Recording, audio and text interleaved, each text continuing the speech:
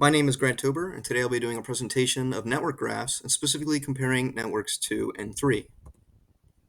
To begin with network 2 here, I included this chart, which is the entirety of the network 2.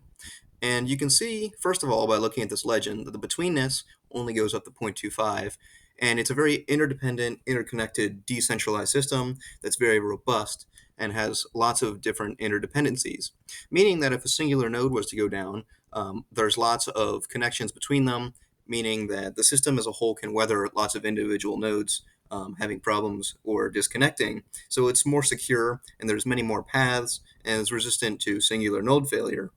Um, and then going on to this chart here, this is the dependent relationships.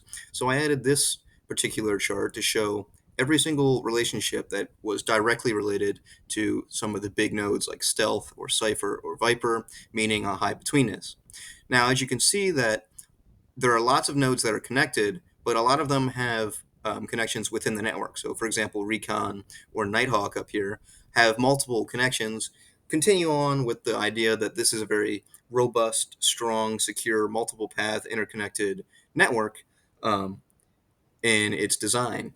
Now, that compares very differently with Network 3, which is this singular, more fragile central network system where it's based off of these two main central nodes, being Nebula and Starhawk, having a much higher betweenness. If you look at this legend, it goes up to 0.72, whereas Network 2 only went up to 0.25, meaning the betweenness is less spread out.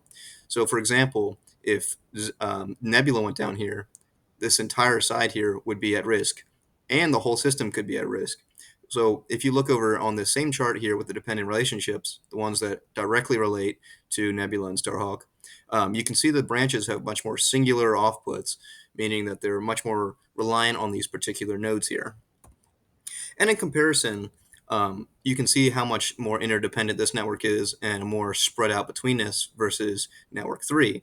Now, for example, let's say network 2 had a singular node would go down, it'd be less of a problem because there's lots of interconnected networks. Now, if there was a different example, such as a malware, it might be able to spread very quickly. So you would have to be able to take quick measures to isolate the exact path and scan and make sure it doesn't spread quickly, because that is more of a risk than for network 3, where if something like Cybertron got infected, it only has two paths coming from it, but it's more at risk of the two main nodes going down. So it's a little bit more fragile in that regard. So you would have to maybe put firewalls in between and make sure that you're operating so that the whole system doesn't have to be shut down in the event of a malware attack or a systemic attack like that.